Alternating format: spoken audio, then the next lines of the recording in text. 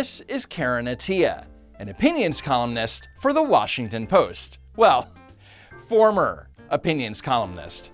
On September 15th, Attiah posted the following headline on her Substack: "The Washington Post fired me, but my voice will not be silenced." She then posted this photo, where she is standing in front of the Washington Post building, holding a burning physical copy of the newspaper. She seems perfectly stable. I can't imagine why anyone would let her go. 11 years ago, I joined the Washington Post's opinion department with a simple goal: to use journalism in service of people. I believed in using the pen to remember the forgotten, question power, shine light in darkness, and defend democracy. Earlier in my career, late Washington Post editorial page editor Fred Hyatt told me that opinion journalism is not just about writing the world as it is, but as it should be. He told me we should use our platform to do good. That has been my North Star every day.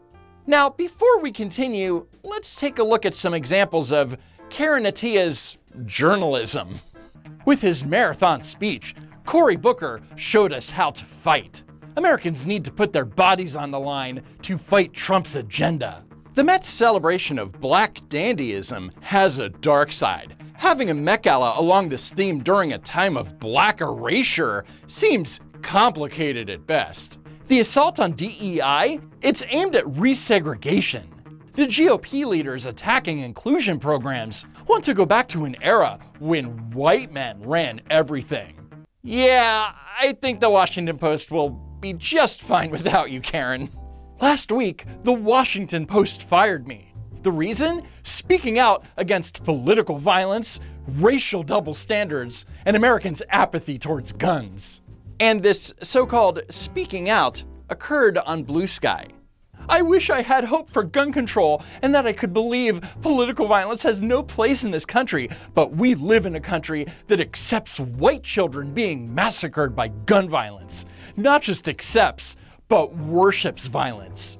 Because America, especially white America, is not going to do what it needs to do to get rid of the guns in their country. And all of that is your typical inflammatory left-wing bull.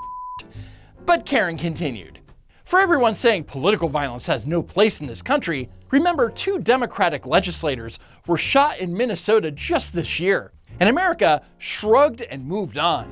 It needs to be pointed out that prior to Charlie Kirk's assassination, Karen never bothered to write about these 2 Minnesota legislators. She did, however, repost about it twice. The first one on June 14th, the second on June 29th, that says, "I desperately wish the media paid more attention to this heinous act of political violence." Gee, if only someone from the media could use their platform to write about it. Oh wait, she is the media. I was the last remaining Black full-time opinion columnist at the Post, in one of the nation's most diverse regions. Washington, D.C. no longer has a paper that reflects the people it serves.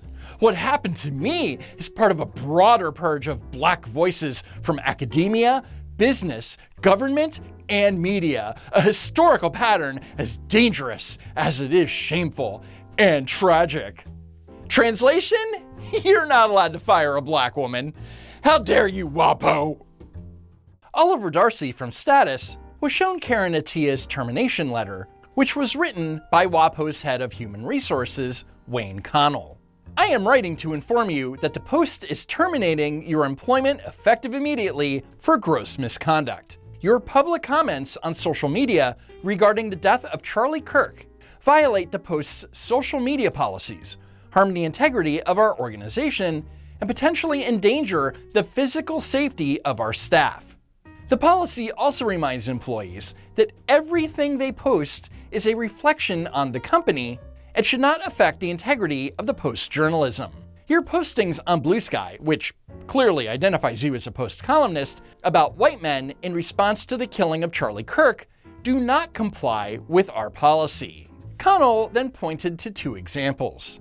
Refusing to tear my clothes and smear ashes on my face in performative mourning for a white man that espoused violence is not the same as violence. Part of what keeps America so violent is the insistence that people perform care, empty goodness, and absolution for white men who espouse hatred and violence. So for clarity, she's claiming that hatred and violence is a way of life for the white man. Anti-white much, Karen? The poor judgment exhibited by your public comments regarding Charlie Kirk arise against a backdrop of documented performance concerns which have been raised with you. Now, I'm not sure what these performance concerns were, but we can do some math. Karen Attiah was terminated in September, and despite being a full-time opinion columnist, Attiah only had 11 opinion pieces published this year, the last one being on August 6th.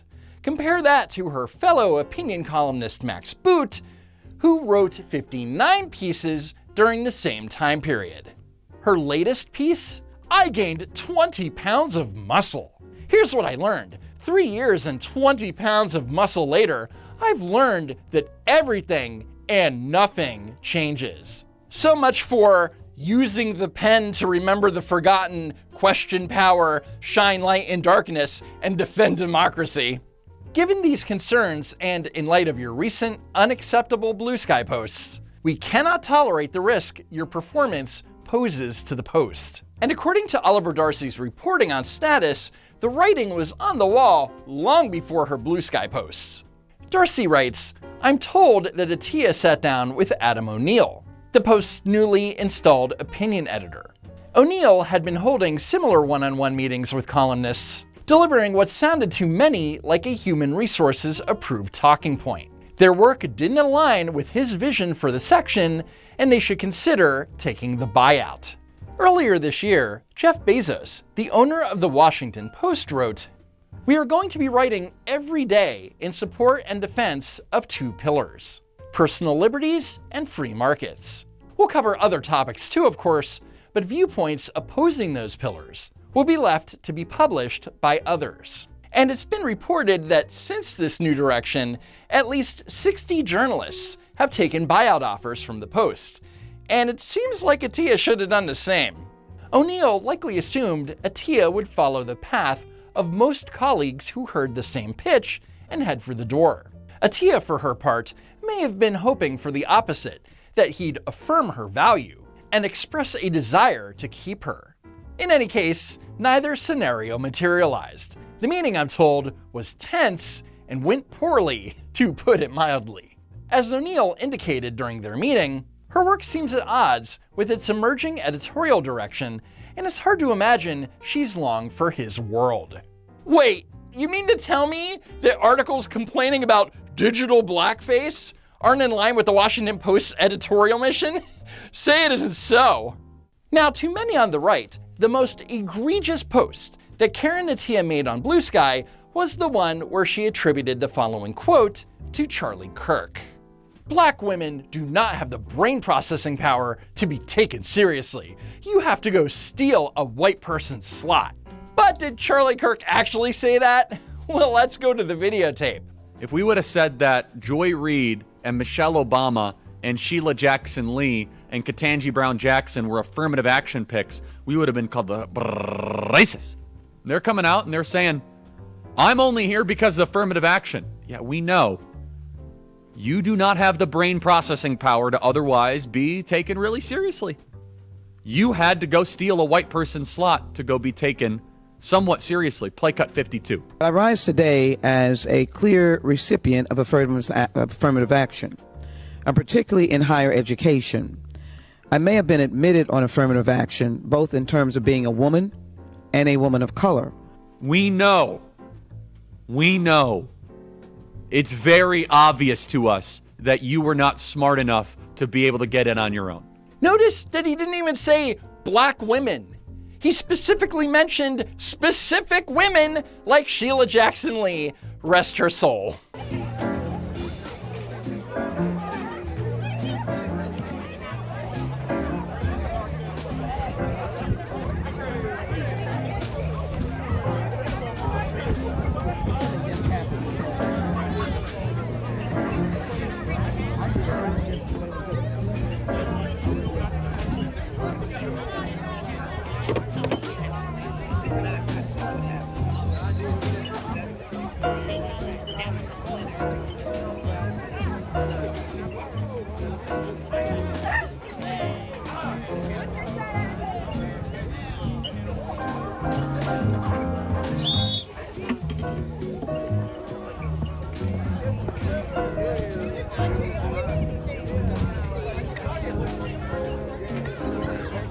Just act like you can see. And you may have noticed that despite the hundreds of posts pointing out to Karen Attiah that the Charlie Kirk quote was fabricated, she doubled down. My only direct reference to Kirk was one post, his own words on record. Except again, and for clarity, he didn't say that. You do not have the brain processing power to otherwise be taken really seriously. You had to go steal a white person's slot. Look, Karen, you may not agree with what Charlie Kirk said, but you're supposed to be a journalist, which means that you have a duty to present direct quotes exactly as spoken and maintain the speaker's original meaning of that quote. And if you're proven to be wrong, then there needs to be a correction, and you did neither. In other words, enjoy the world of Substack, honey. Anyway, that's it for now. Please visit my new merch store at don'twalkrun.shop. And as always, thank you so much for tuning in, and I hope to see you next time, if there is a next time.